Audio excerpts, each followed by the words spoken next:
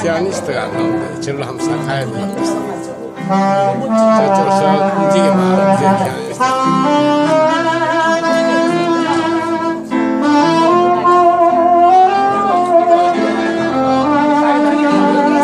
저 뒤로 넘기세요.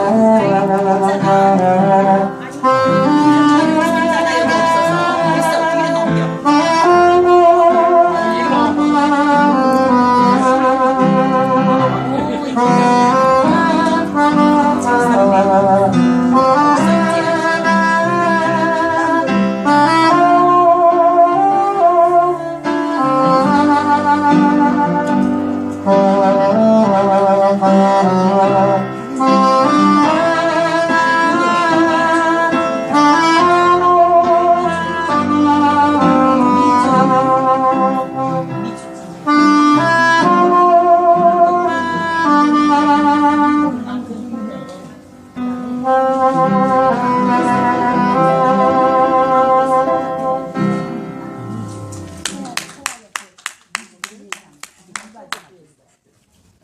오신 분들은 또 수준이 많이 높으신 분들이 또 오셨어요.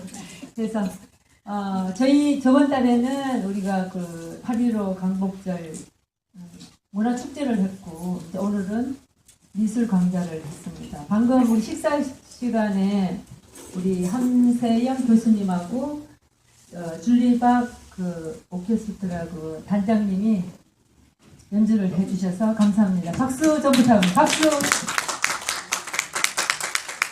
자, 오늘은 우리 한성란 하가 선생님께서 오늘 미술에 감기되는 강좌가 있겠습니까? 여러분 큰 박수로 환영해 주시기 바랍니다. 박수!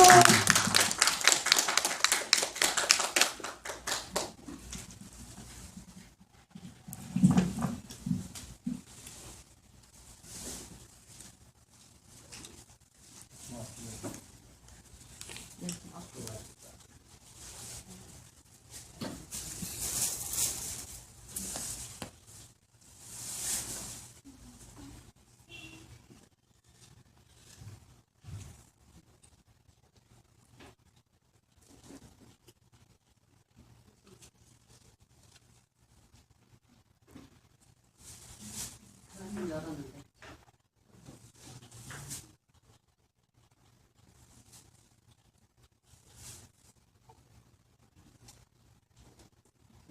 이게 책에서 제가 뺀 거라 얼마큼 이제 저기 볼까요?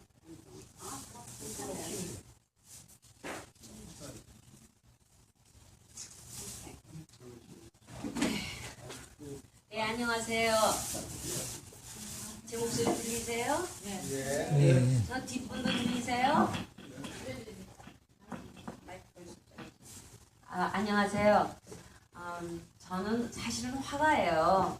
사실 그래서 전문적으로 이거를 저기 뭐라 그러나 더 깊이 들어가는 거에 나한테 무리가 있고 또 하나는 그렇지만 학교에서 제 대학교에서 꽤 오래 강좌를 했기 때문에 대충 줄거리랑 어떻게 봐야 되는가 정도는 제가 설명을 드릴 수가 있을 것 같아서 이번에 저한테 저기 물어오셨을 때 제가 승낙을 하게 된 거예요. 그런데 첫째는 조금 어려운 말이 있으면 저한테 언제든지 질문을 하셔야 돼요. 왜냐하면 그 어려운 말을 이해 못하면 그 전체가 이해가 안 될 수가 있거든요. 그래서 이제 제가 이 예술이란 무엇인가라는 굉장히 큰 대전제를 갖고 나왔어요. 왜냐하면 굉장히 많은 분들이 예술 그러면 굉장히 어려워하셔요. 근데 그거는 어려워할 일이 아닌 거거든요. 그러니까 사람들이 그러니까 인지 능력이 이렇게 생기면 인지 능력이라는 게 뭐예요? 뭐를 깨닫는 거 아니에요. 뭐를 알고 뭔가 내 머릿속에 들어가서 그거를 나 나름대로의 뭐라 그러지? 지식으로 쌓는 거를 인지 능력이잖아요. 그러니까 그런 인지 능력이 생기기 시작하면 생활을 제일 먼저 생각하는 게 생활하는 거에 대한 욕구예요. 그렇죠? 밥 먹고 또 뭐 보고 또 뭐 놀고 하여튼 제일 먼저 하는 게 먹고 가는 거죠. 그렇죠? 생활하는 거, 사는 거.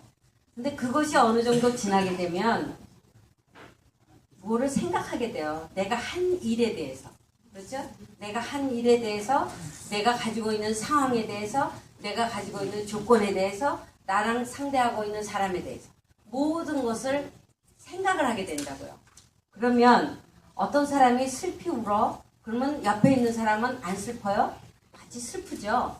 또 옆에 있는 사람이 깜짝 놀랐어. 그럼 그거 보고 나도 놀래요. 그죠? 그렇게 그런 인지 능력이 생각하면서 그거를 어떤 이벤트로 생각을 하게 돼요. 어떤 일이 생겼다. 그러면 나는 이거를 이런 일이 생겼었어. 근데 다음에 또 이런 일이 생기지 않게 하거나 아니면 이런 일이 생겼을 때 내가 무엇을 할 것인가에 대한 기록을 하고 싶어요. 그거는 눈에 대한 기록, 눈에서 봐진 시각적인 기록, 들은 것에 대한 기록, 또 그러면 그거를 또 글이라는 거나 뭐 옛날에 원시 시대는 글이 없었으니까 자기 나름대로 표현이 있었겠죠. 그런 몇 가지의 방법으로 사람들이 기록을 하기 시작해요. 그 기록을 하고 시작하면서 사실은 예술이라는 게 시작이 되는 거예요. 그러니까 내가 머릿속에 생각하고 있는 것을 눈이랑 뭐 귀랑 뭐 다 통해서 그린다는 거예요. 하면 어떤 사람은 그걸로 노래를 부르는 거예요. 어떤 사람은 글을 써요. 그래서 이렇게 다 다른 방법으로 하는 것이 예술이에요, 사실은. 그게 예술인데, 그러면 그 예술이라는 그것이 있는 것만 기록하면, 그거는 기록이죠, 그냥. 근데 예술이라는 이름을 붙이게 되면, 거기에 내가 어떤 감성을 가미했는지, 어떤 표현을 했는지, 또 어떻게 그거를 내 머릿속에서 소화시켜서 나왔는지 하는 몇 가지의 요소가 더 들어가면 이게 예술로 승화할 수가 있는 거예요. 그러니까 보통 얘기하는 사진이나 사진 얘기는 내가 나중에 할게요. 그게 굉장히 사진이 중요한 요소를 차지하고 있기 때문에 사진 얘기는 제가 나중에 할게요. 어찌됐건 간에 이러한 것이 이런 것을 좀 더 확실하게 전달하기 위해서 사람들은 또 앞으로 내 뒤에 오는 사람들을 위해서라도 이거를 만들어 놓는 것이 기록이면서 그 기록에 사람들은 자기의 감성을 집어넣어서 소위 말해서 우리는 그 사람이 예술적인 행동을 했다라고 우리는 이해하게 되는 거예요. 근데 이런 게 아이들한테도 똑같아요. 이렇게 발전하는 거는. 아이들도 처음에 2살, 3살 그때쯤 되면 뭐든지 따라해요. 그렇죠? 뭐든지 말도 따라하고 또 보는 것도 자기가 본 것에 대한 것을 감지하고 있고 또 노래 들은 거에 대해서도 감지하고 있고 그런 아이들의 모습이나 문화가 발달하는 모습은 똑같아요. 원시인들이 처음에 처했을 때 모든 생활은 굉장히 단순했어요. 단순해서 거기에서 자기가 아는 그 능력으로 표현한 게 벽화예요. 원시 벽화죠. 굉장히 단순하고 그러면서도 자기 나름대로의 그 모양새를 갖추고 있어요. 그게 그 모양새를 갖추고 있다는 거는 자기도 모르게 컴포지션이라는 거를 자기 머릿속에 생각하고 있다는 거예요. 여기에 이런 큰 게 있는데 여기에 너무 조그만 게 있어. 그러면 어떻게 돼요? 큰 것 때문에 이게 너무 무거워. 안정감이 없어. 그러면 여기 그 작은 거에다가 빛을 크게 만들어요. 뭐 별을 산다든지 꼬불꼬불한 걸 한다든지. 그래서 주위에 밸런스를 만드는 그런 자기 나름대로의 본능적인 컴포지션을 하게 돼요. 그래서 애들도 보면은 처음에 모방하면서 배우는 과정이 이렇게 지나게 되고 그거를 익히는 단계가 되고 또 그 느낌을 기억하고 표현하려고 하는 단계 하는 것이 우리가 문화가 발달하는 거하고 굉장히 같아요. 그래서 처음에 원시 시대는 그랬다가 그 이제 클래시컬한 중간에 중세 시대는 어떻게 돼요? 자기가 보고 있는 게 확실하기 때문에 그거를 그대로 표현하려고 그러는 욕구가 발생을 해요. 왜냐하면 애들도 3살에서 4살, 5살까지만 해도 자기가 그리는 것이 다인 줄 알아요. 그러다가 6살 되면 자기가 보고 있는 것과 내가 그릴 줄 아는 능력이 너무나 틀리다는 괴리를 느껴요. 그래서 그때 애들은 굉장히 많은 애들이 포기하는 애들도 있어요. 그렇지만 그것을 더 좁혀서 내가 저 보고 있는 거하고 내가 비슷하게 그렸다라는 만족감이 생기기 시작하면 시각적인 대로 발달을 해요. 그래서 나는 저거를 이렇게 연습을 해서 이렇게 만들으니까 똑같아. 똑같은 게 자기의 한계예요.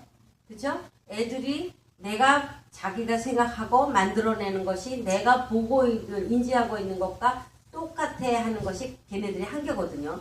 그러면 그 한계에서 벗어날 수 있는 단계는 몇 살이냐? 그러면은 우리가 중세 때 그 묘사하는 방법이 있는 거와 마찬가지로 얘네들은 7, 6, 7, 8이면 베끼기 시작해요. 베끼는 거에 만족을 해요. 그리고 베끼는 능력에 대해서 자기가 감탄을 해요. 그대로 베낀다는 거. 그렇게 되고 그 다음에 더 뭐가 되냐? 그 다음에 베끼는 것이 다 지나면 자기 온 방법으로 자기 나름 방법으로 또 다른 것을 만들어요. 중세도 우리 그 문화도 마찬가지예요. 문화도 원시 시대에 있었죠. 그 다음엔 사람이랑 그대로 베끼려고 하는 중세가 있어요. 그래서 거기 그때의 그림들은 다 너무나 사실적으로 잘 그려요. 지금 뮤지엄에 있는 그림들 다 보세요. 너무나 잘 그렸죠. 너무나 잘 그리고 너무나 모든 것이 그야말로 사실과 같은 모습을 하고 있다고요. 그런데 어린애들이랑 다른 것은 그 사람들은 자기가 베낄 수 있는 기술을 이미 연마한 사람들이기 때문에 그 다음에 욕구가 있어요. 그래서 내가 이제 조금 이따 보여주기 시작을 하면 이건 어디로 가야 되는 거야? 이게 다음 거로 어떻게 넘어가요? 이거 전체를 이렇게 봐야 되나? 제가 다시 제가 여기서 다음에 그러면 우리가 여기서 이런 중세의 그림을 보면서도 여기서 컴포지션을 보지 않을 수가 없어요. 이 사람들이 왜 이 사람 다리를 이렇게 길게 하고 그 라인을 이렇게 쓰고 또 저기 낙타의 모습이 기는 왜 이쪽 방향으로 했고 뭐 이런 방향이 있어요. 그게 컴포지션이라는 거거든요. 이때의 사람들은 모든 것을 이상화시키고 있어요. 그러니까 실제 모습보다는 더 많이 뭐랄까 그 종교에 치우쳐 있고 또 하나는 실제보다 더 랄랄랜드니까 끝없이 가는 깊이가 끝없이 가는 깊이예요. 왜냐? 그것은 이때의 사람들이 가지고 있는 예술가의 위치라는 것은 어떤 굉장한 부유한 사람들의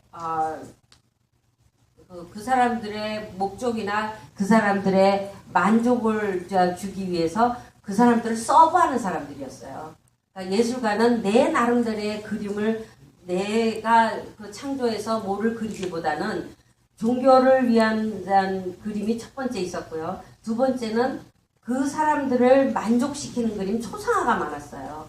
그러니까 그때는 가장 아름답게, 가장 멋있게, 가장 꿈속같이 그려야 되는 상황이에요. 그때 나타난 사람들이 이런 정도의 것이 지나고 나면 여기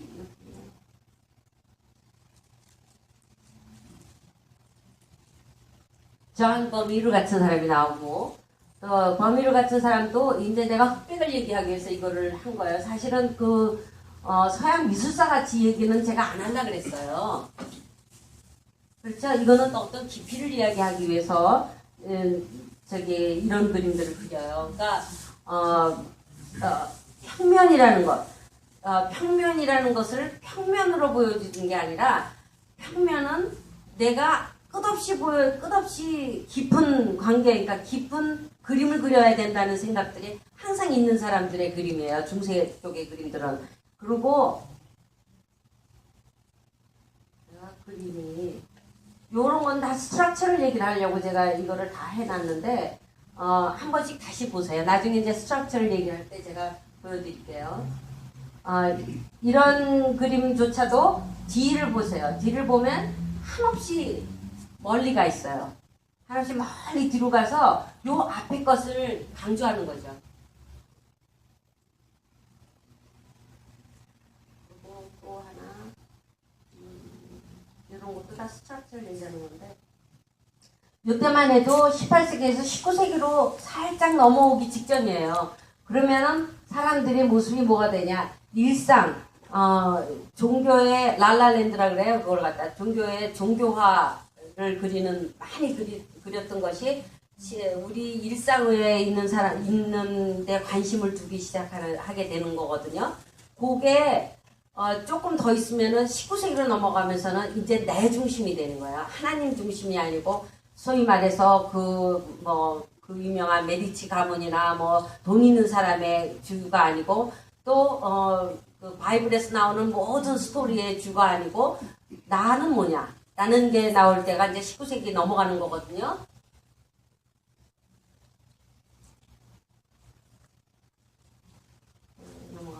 넘어가고. 그래서 우리가 그림을 볼 때 이건 다른 거고. 우리가 그림을 볼 때 이거는 중세의 그림이구나. 그러면 그 서브젝트는 빤해요. 중세의 그림은 초상화 아니면 종교화 아니면 어느 부잣집의 초상화들이에요. 그러니까 보면은 정물화를 그려요. 그럼 그 사람들이 만들어 놓은 어떤 틀에 있는 정물화거든요. 그래서 그런 식의 그림들을 보다가 우리는 19세기에서 다양한 임프레셔니스트를 보고 익스프레셔니스트를 보고 막 이렇게 되는 거거든요. 그러니까 18세기까지는 사람들이 그 작가들이 할 수 있는 거는 어떤 사물을 정확하게 베껴내는 거예요. 근데 그때도 거기에서 약간의 다른 성향을 보여주는 사람이 있어요. 누구냐? 이 사람인데 엘 그레코예요. 엘 그레코의 그런 경우에서는 미켈란젤로나 제노나 레오나르도 다빈치와 다르게 이 사람은 어떻게 했냐면은 일렁게이트 한다고 그러죠. 그러니까 길게 늘렸어요. 왜 길게 늘렸느냐? 그러면 여기에 제가 한 예를 볼게요. 이런 사람을 우리가 이렇게 길게 늘리면 내 실제 아닌 다른 것으로 보여지죠. 사람 같지 않죠. 그쵸? 그러니까 똑같이 엘 그레코는 자기가 중심이 된다고 생각하는 사람을 이렇게 늘렸어요. 쭉 기다랗게. 그러면 이 뜻은 뭐냐? 신이 그 누구도 우리와 같지 않다라는 걸 얘기하는 거예요. 신은 내가 생각하고 있는 나 자신의 실제의 것이 아니고 더 위에 있는 사람이기 때문에 나는 표현을 이렇게 일롱게이트해서 만든다. 그럼 그렇게 얘기를 해서 이때의 그 중세 사람 중에서도 이런 식의 얘기를 한 사람이 꽤 있어요. 뭐 흑백만 갖고 한다든지 아니면은 더 강한 빛으로 어떤 자기가 중요 인물을 얘기를 한다든지 이런 식으로 얘기를 하고. 그러면 스트럭처를 봐야 돼요. 그럼 구조는 어떻게 되어 있느냐. 우리가 그 성모 마리아상을 이게 보잖아요. 보면 우리는 눈이 그냥 이렇게 있으니까 거기에 마리아가 있고 여기 두 아이가 있구나. 이렇게 보고 있는데 사실은 이 사람이 의도하는 거는 무엇이냐면은 여기를 보면 이래요. 모든 선의 방향이 있어요. 모든 사람의 방향이 있어서 궁극적으로 어디를 가게 하느냐? 모든 것은 마리아 중심으로 가게 만드는 거예요.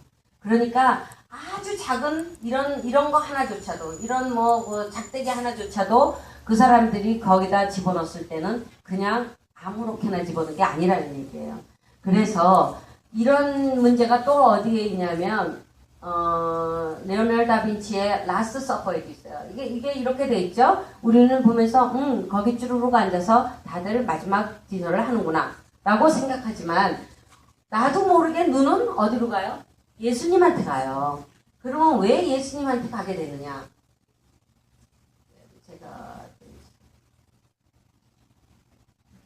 모든 사람의 모션이 이렇게 돼 있는 거예요. 다 둥글둥글하게 다 자기네들끼리 다 놀고 있는데 예수님만 삼각형의 포지션을 갖고 있어요. 그러면 우리는 가운데 눈이 가게 돼 있어요.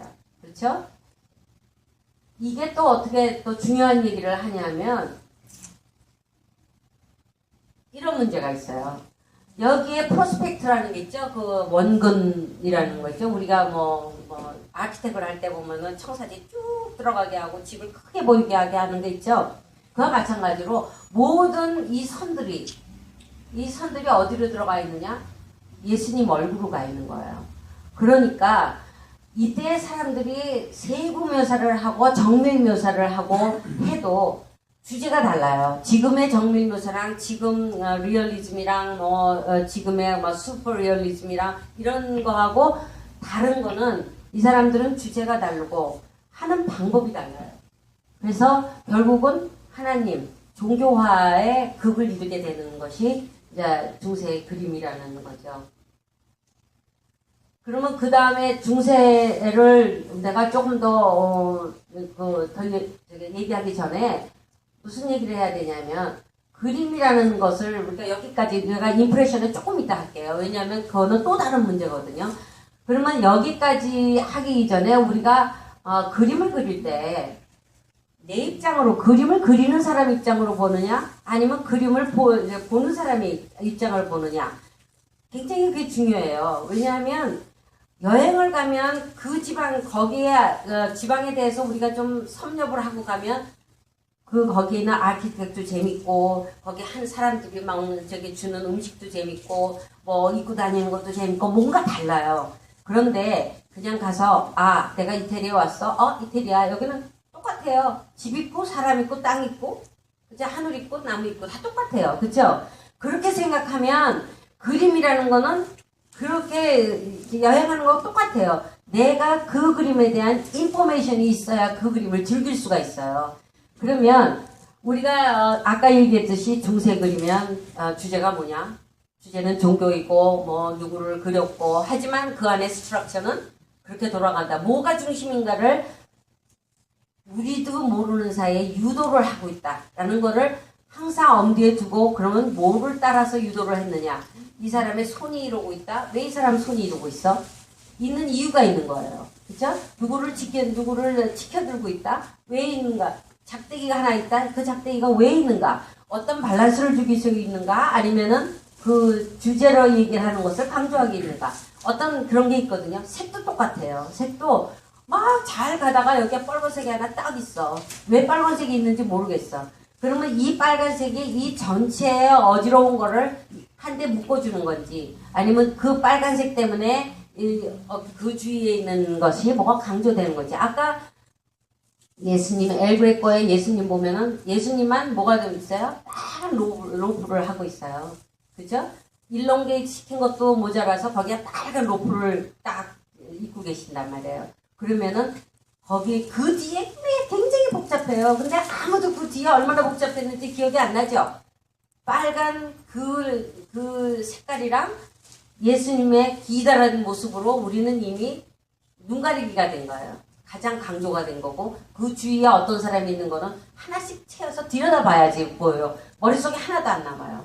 그게 그 작가가 의도하는 너보다 나보다 더 중요한 예수님이다라는 얘기를 하기 위해서 있는 거예요. 그러면 그런 모든 그림에 라이트 소스가 있어요. 보면은 이게 라이트 소스가 어떻게 되는 건가? 어디에서 빛이 들어오게 한 건가? 우리가 한번 볼 필요가 있어요. 라이트 소스라는 거는 만약에 이렇게 빛이 들어오면은 여기는 어디에 빛이 들어왔다고 봐요? 이쪽에서 들어왔다고 보이죠? 그렇죠? 그러면 이거는 라이트 소스가 이상하지 않아요? 조금? 이쪽에도 이쪽에 되고 이쪽에도 됐어요. 그럼 어디야? 바로 위에 있는 거죠. 그죠? 바로 여기에 있으니까 여기는 여기로 지고 여기는 여기죠.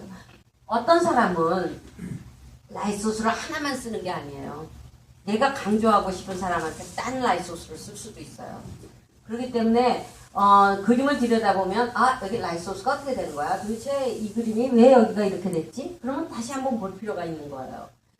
그렇죠? 또 하나는 내가 또 보여주는 거는 보여드리고 싶은 이거예요. 그러면 우리의 눈의 방향은 어떻게 돼야 되느냐? 그러니까 어떤 그림은 이게 똑같은 이 지금 전신주가 똑같이 가운데 있죠. 그런데 이거는 땅에 묻힌 것 같고 이건 위에 쓴 것 같고 이거는 날아가요. 왜 그래요? 호리젠탈 라인이 달라요. 호리젠탈 라인이 여기 이거 이렇게 지평선 라인이 다르죠? 그 얘기는 그림에서도 그런 거를 쓰고 있다는 얘기예요. 내가 예를 들어서 먼디 날아가는 그림 누가 그려?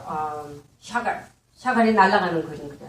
그 사람의 지평선은 나는 날아갑니다 하고 날갯짓을 많이 하게 하는 게 아니고 그 밑에 그림 집들이 다 밑에 있어요. 밑에 깔려 있어요.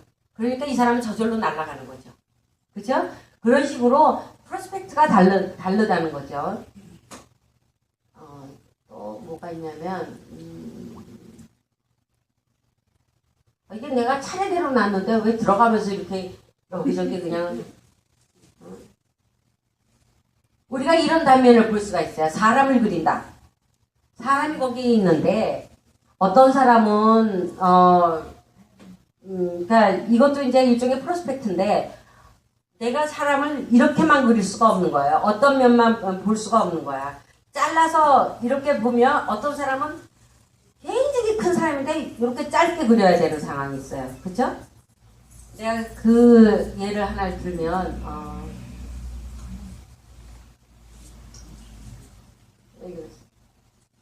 안드레아 멘티가나가 그린 그림인데 이 사람이 누워있는 사람이에요.